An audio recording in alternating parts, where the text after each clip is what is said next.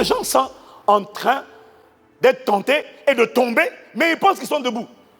Tu n'as pas idée du nombre de gens qui sont en train de tomber dans la... C'est-à-dire qu'il est dans un puits, mais il croit qu'il est en surface. Non, tu as coulé déjà.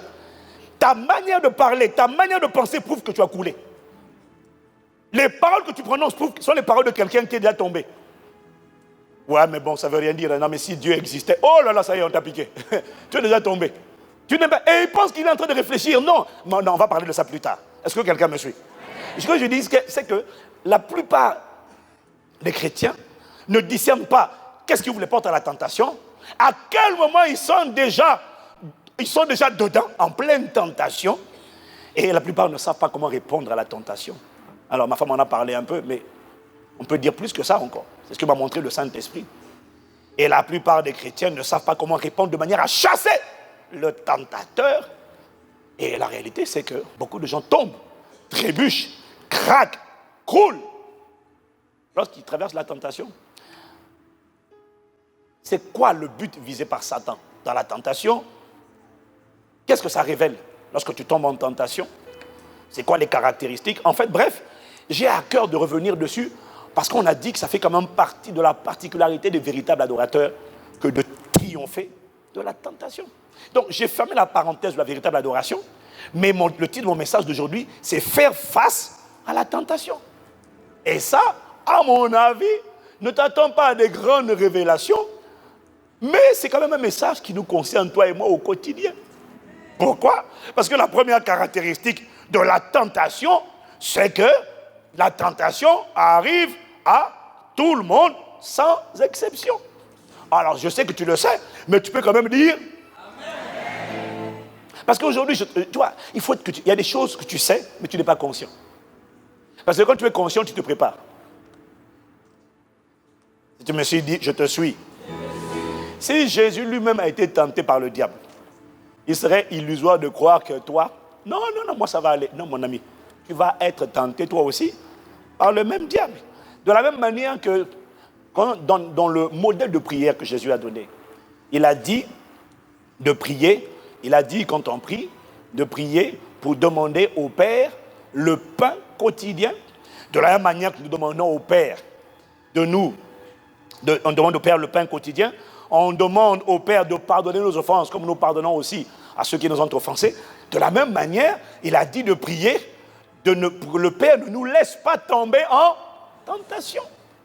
Dans Matthieu chapitre 6 au verset 13, il dit « Ne nous induis pas en tentation, mais délivre-nous du malin. » Alors quand tu lis ça comme ça, tu dis « Ne nous induis pas en tentation », tu pourrais croire que c'est Dieu qui nous pousse à la tentation. Et bien sûr, évidemment, on va le voir tout à l'heure, Dieu ne tente personne. Dis Amen. Amen.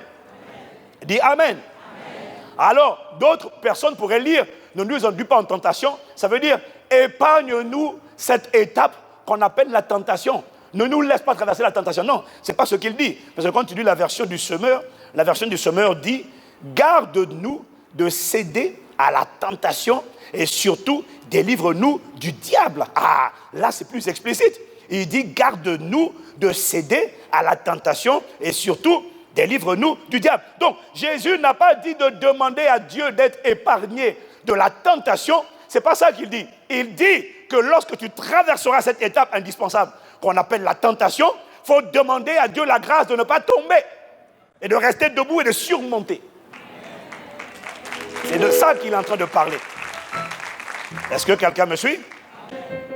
Et si dans Matthieu 26, verset 41, si dans Matthieu 26, 41, Jésus dit, veillez et priez. Dis avec moi, veille et prie.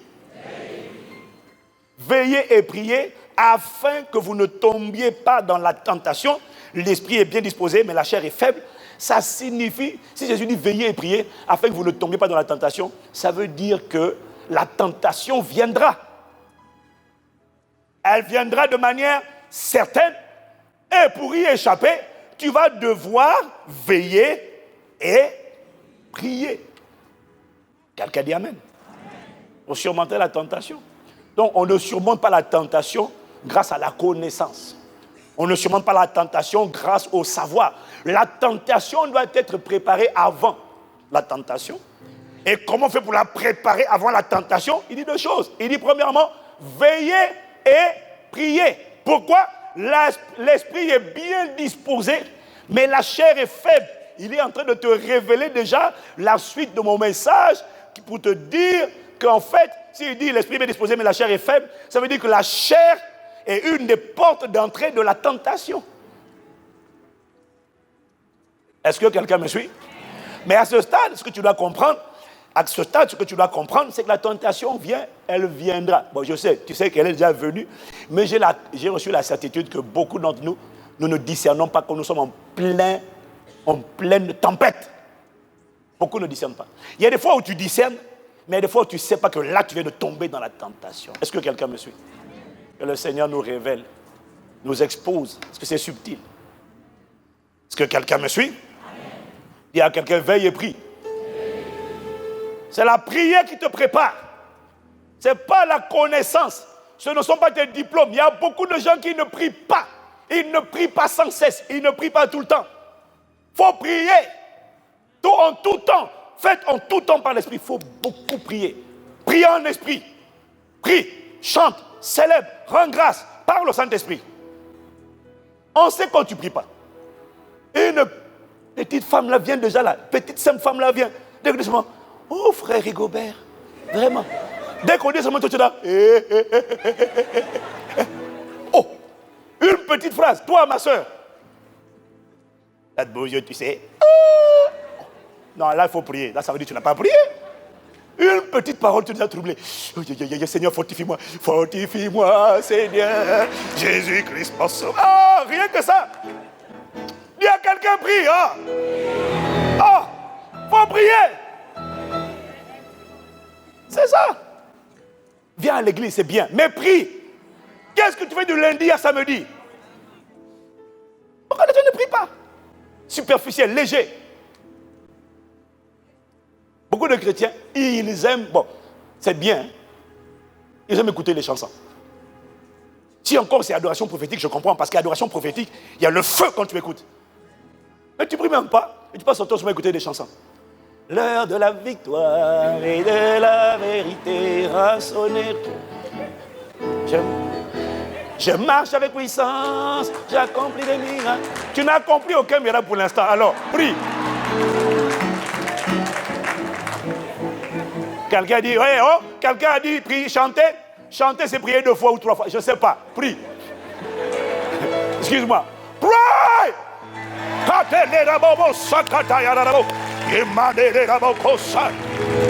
Prie. Tu peux prier en chantant, mais prie. Parce qu'il y a beaucoup de chants là, ce n'est pas des prières. Tu es en train de réciter un chant, ça c'est pas la prière. On peut prier en chantant, mais chanter ce n'est pas prier. Ah, ça c'est... J'aime ce réma là, moi-même ça me fait du bien. Notez ça, mettez ça. On peut prier en chantant, mais chanter c'est pas prier. Mais c'est vrai ça. Chanter c'est pas prier. Oh. Je te regarde, hein. Il y a ton voisin, toi là, prie. Oh, faut prier. Bon. Quelqu'un me dit amen. Donc mon premier point, c'était que la tentation arrive à tout le monde. Deuxième point, c'est que nous ne serons pas tentés une seule fois, mais plusieurs fois. Ça, tu le sais déjà. Mais bon, je te le dis quand même. Moi tu sais, je dis ce que j'entends. Même quand tu sais déjà. Donc, c'est bien. Luc chapitre 4, verset 13. Après l'avoir tenté de toutes ses manières, le diable, il dit bien de toutes ses manières, c'est-à-dire qu'il a tenté de plusieurs manières. Pas une seule fois, de plusieurs, pas dans une seule manière, mais de plusieurs manières. C'est-à-dire, il a essayé par la chair, il a essayé par, on va voir tout à l'heure, mais il n'a pas essayé d'une manière. S'il dit après l'avoir tenté de toutes ces manières, ça signifie que Satan ne nous tente pas d'une seule manière. Ah, mais tu devrais dire amen, non? Ah, tu es assis à côté de quelqu'un qui n'a pas prié. Ton voisin s'est levé le matin, vite. Mais prie le matin. Charge-toi. Tu charges ton téléphone, ne te charges pas ton homme intérieur. Oui.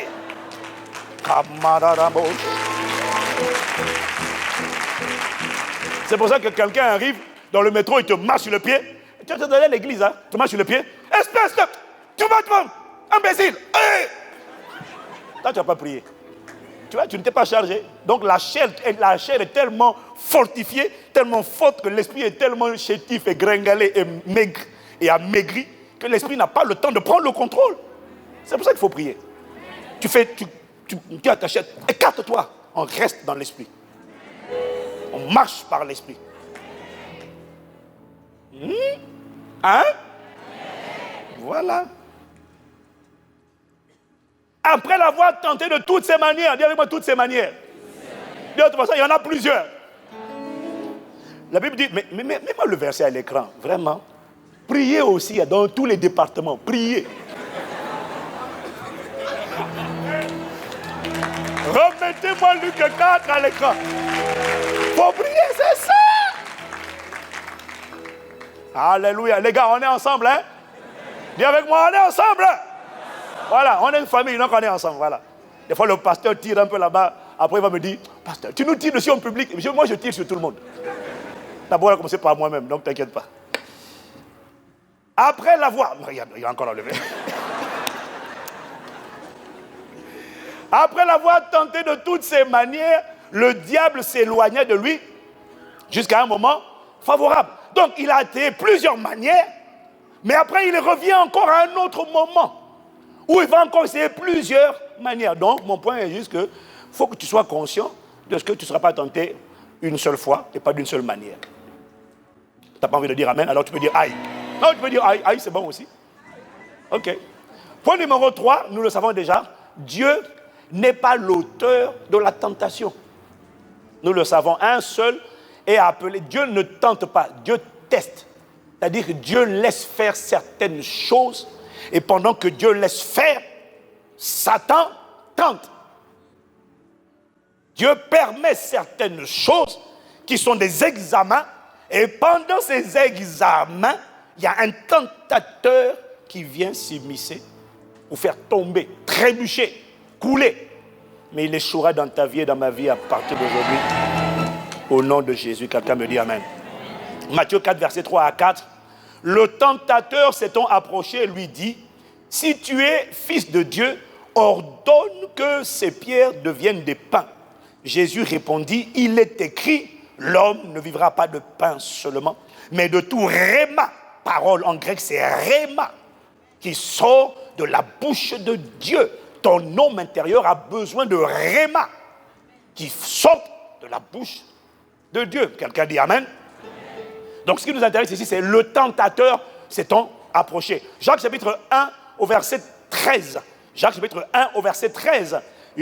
Jacques dit que personne, lorsqu'il est tenté, ne dise c'est Dieu qui me tente, car Dieu ne peut pas être tenté par le mal et il ne tente lui-même personne. Quelqu'un dit amen à la parole. Donc, il ne faut pas embrouiller le peuple. Tu dis vraiment, quand je vois, ah là là, la sœur là, vraiment, le frère là, je sens que le Seigneur est en train de mettre à l'épreuve. Non, le Seigneur ne te met pas à l'épreuve. Il n'y a aucune épreuve dedans. C'est toi qui es en train de persister. C'est toi qui cherches la tentation. En fait, c'est toi qui donnes du beefsteak à Satan pour te manger. Il ne te mangera pas au nom de Jésus. Mais ne dis pas non, je sens que c'est une épreuve. Non, si c'est une épreuve, quitte la sœur, quitte le frère, maman, je te dis, prends ta distance, c'est fini, la tentation s'arrête. Voilà, il ne faut pas embrouiller le peuple. Tu comprends? Oui. Je ne parle pas à toi, je parle à ton voisin. Ce que je te dis, il y a des gens là. Oh non, je sens que c'est le Saint-Esprit. Ce n'est pas Dieu. Dieu ne tente personne. Ouais. Mais il faut comprendre comment il tente. Puisqu'il parle de plusieurs manières, alors j'en ai découvert quelques-unes. Pour tenter, il s'appuie sur les besoins. Un besoin que tu as. Jésus a jeûné 40 jours. Et à la fin des 40 jours, la Bible dit il eut faim. Et c'est là que le tentateur s'approche pour lui dire si tu es le Fils de Dieu, ordonne que ces pierres deviennent des pains. Est-ce que quelqu'un me suit? Est-ce que quelqu'un me suit? Donc, on a dit, il s'appuie sur un besoin. Un besoin de quoi? Un besoin de la chair. Et si Jésus dit veillez et priez, afin de ne pas tomber en tentation, l'esprit est disposé, mais la chair est faible, ça veut dire que, comme je l'ai dit tout à l'heure, la chair est le maillon faible. La chair est la voie d'accès. La chair est une des voies d'accès par lesquelles le tentateur viendra te tenter. Même les besoins légitimes, on ne parle pas de désir, on parle de besoin. Manger, c'était un besoin légitime. Donc, dans tous les domaines où tu as besoin d'ultime, sache que l'ennemi, le tentateur, va essayer quand même de te tenter, de te faire tomber. Est-ce que tu me suis? Voilà pourquoi il dit, il faut monter la garde. Veiller, ça veut dire monter la garde. Monte la garde, parce que c'est la chair qui est la porte d'entrée, c'est-à-dire tes 5 sens. Donc, monte la garde autour de tes yeux. Ne laisse pas tes yeux regarder n'importe quoi. Ne laisse pas tes oreilles entendre n'importe quoi. Ne laisse pas ta main toucher et caresser là. Hein? Faya. Ne laisse pas ta langue toute... Il y a des choses que tu sais que tu ne dois pas avaler. Ne dis pas seulement une gorgée. Non, n'avale pas. Chacun en fonction de ce qui trouble son âme. Dis Amen. Amen. Voilà. Ne laisse pas ton nez respirer tout et n'importe quoi. Quand tu fais ça, tu veilles. Dis Amen. Amen. Pour Jésus, c'était juste, il avait faim. Le gars, même avec la faim, on peut te tenter, oui. C'est-à-dire te proposer une diversion. Te proposer quelque chose, de faire quelque chose qui va offenser Dieu. C'est subtil. Bref, pour tenter, il s'appuie sur les besoins. Une autre manière par laquelle il tente, c'est qu'il s'appuie sur une convoitise. Le grec dit un vif désir, une passion. Dans Jacques chapitre 1, au verset 14, il dit, il décrit une deuxième voie de la tentation, et il dit, mais chacun est tenté quand il est attiré et amorcé par sa propre convoitise. Quand tu lis le mot grec, il parle ici, en parlant de sa propre convoitise, il parle d'un désir, d'une passion qui est vive, mais qui n'est pas dans la volonté de Dieu. C'est pour ça qu'il parle de la propre convoitise. C'est pas ça que Dieu a désiré, mais toi tu dis, moi je veux ça à tout prix. Et Satan c'est une voie. Il y a des choses que, bon, si tu me suis, dis-moi je te suis. Il y a des choses que tu as le droit de désirer. Mais pour Dieu, ce n'est pas indispensable. Voilà. Des sacs, des costumes, des voitures, des chaussures. Ce n'est pas indispensable. Ce n'est pas mauvais. Mais fais attention parce que quand tu as quelque chose auquel tu tiens absolument, Satan va venir te proposer un raccourci qui peut te faire tomber dans une tentation. Est-ce que quelqu'un me suit? Donc, en fait, ce que j'essaie de dire, c'est qu'il y a plusieurs manières de tenter. Il peut tenter par des besoins, il peut tenter par des convoitises, des choses que tu veux absolument, sans lesquelles tu n'as pas envie de faire. Mais, si tu ne veux pas tomber dans la tentation, alors il faut décider de n'avoir ni besoin, ni désir vif et passionné. Autrement dit, il faut décider de ne pas être un être humain, parce que tant que tu es un être humain, tu auras au minimum des besoins.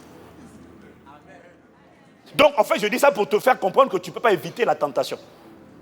Tu ne peux pas éviter de la confronter. Tu vas devoir apprendre à ne pas tomber, mais à surmonter. Amen. Si tu me suis, dis Amen. Amen. Si tu me suis, dis Amen. Amen.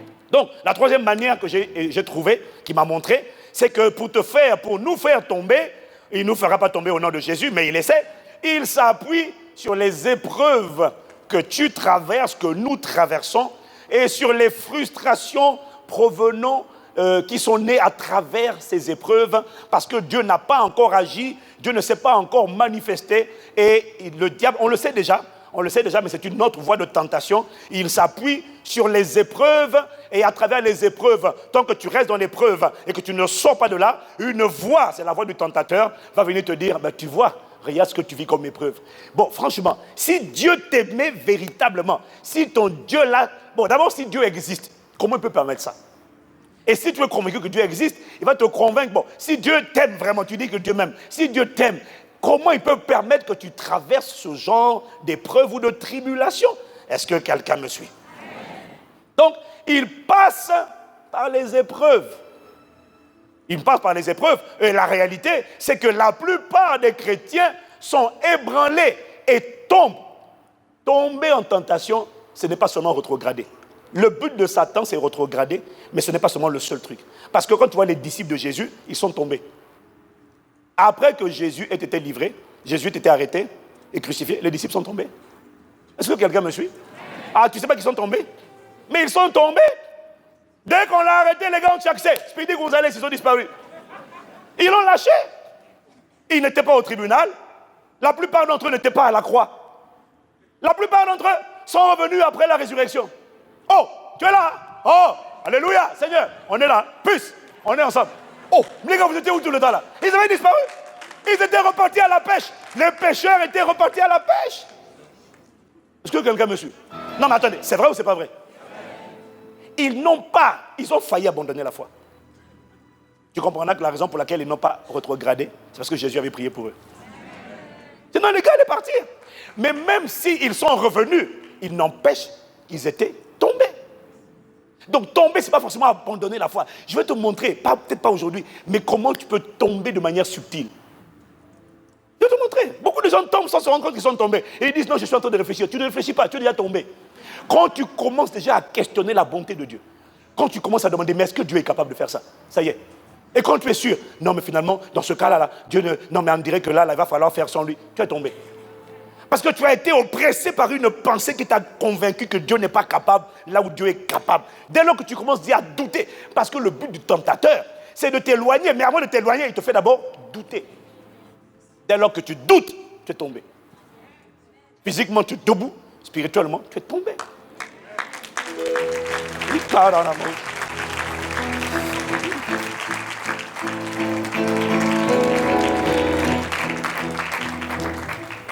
Quelqu'un dit Amen?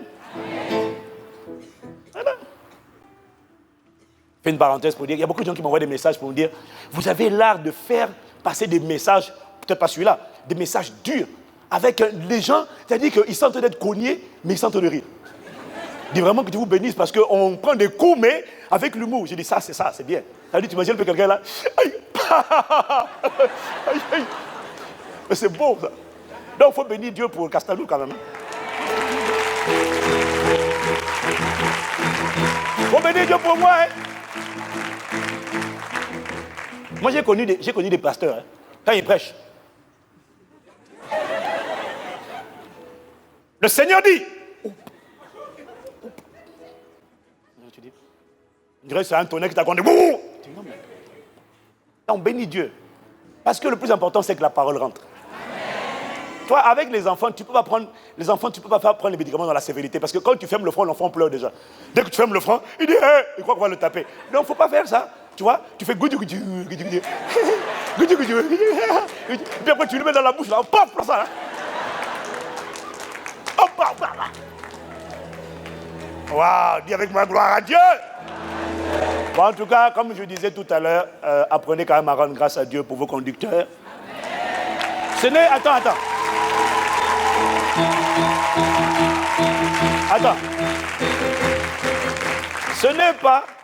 Ce n'est pas qu'on en a besoin. C'est juste que c'est bon de rendre grâce à Dieu quand les gens sont vivants. C'est tout. Il faut savoir rendre grâce à Dieu. Moi, j'ai appris ça, rendre grâce à Dieu. Parce qu'il y a trop de gens qui attendent que tu meurs pour rendre grâce. Hein? Ils attendent que tu sois le jour où tu es parti là, et puis maintenant il dit, oui, il va acclamer là. Parce qu'il y aura tellement de monde, de toute façon, si tu n'acclames pas, on va te trouver louche. Tu comprends? On va dire non, le gars là, c'est le seul sorcier qui est venu au funérailles du pasteur Ivan. Lui là, c'est le seul. Il n'acclame pas, tout le monde acclame pour honorer la mémoire, lui il n'acclame pas. Donc, celui-là, tu vas acclamer. Mais si tu n'as pas pris le temps de bénir Dieu pour moi, je serai au ciel, dans la félicité avec le Seigneur, mais je te verrai quand même. Hein. Tu vas voir lui sur toi. Je vais dire au Seigneur, lui là, au milieu là, c'est un faux type. Lui, c'est faux type. Seigneur, envoie le feu sur lui, c'est faux type. Envoie le feu là-bas. Prends le temps d'apprécier les gens. Pas que le pasteur, mais les gens qui sont une bénédiction pour ta vie. Prends le temps d'apprécier. Allez.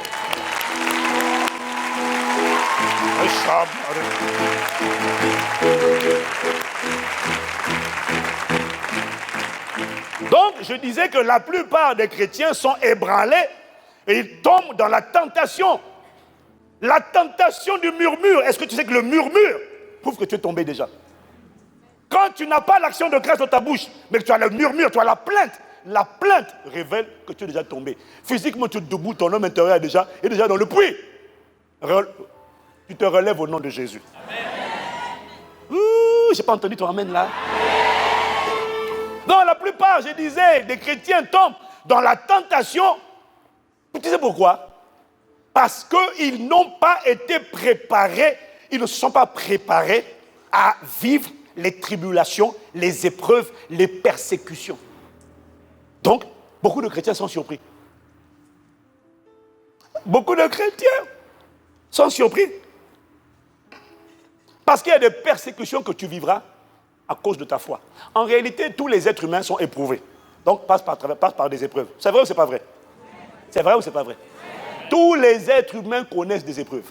Maintenant, quand tu es né de nouveau et que tu décides de suivre Jésus, il y a des épreuves supplémentaires qui vont s'ajouter aux épreuves que connaissent les autres êtres humains à cause de lui et à cause de ce qu'il est en toi.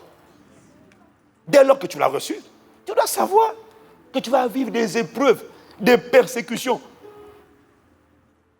Juste à cause de Jésus, parce que tu as choisi de suivre Jésus. Si tu me suis, dis Amen. Amen. Donc, c'est pour ça qu'il faut avertir les chrétiens de ce que tu seras incompris. On ne te trouvera pas normal. Si les incroyants te trouvent normal, c'est que tu n'es pas normal. Mais non. Tu seras incompris, tu seras épié, tu seras guetté, tu seras observé, tu seras testé, Il y a même des femmes, mon frère, que Satan va envoyer juste pour te tester. Ma soeur, il y a des hommes que l'enfer va envoyer.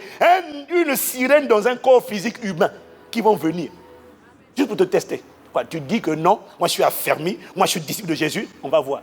Tout ce que tu dis sera pesé, testé. Faut savoir. Faut savoir. Déjà, je vois le visage de certains d'entre vous. Je vois déjà le visage de certains d'entre vous. Comment ça fait? Oh, devons-nous en arriver là, Seigneur, devons-nous en arriver là. Mais ça veut dire à ton voisin, ça viendra. Quand tu traverses, tiens bon. Les véritables adorateurs ne coulent pas, ils ne se noient pas, ils ne se laissent pas consumer par le feu. Ils traversent, ils restent intacts.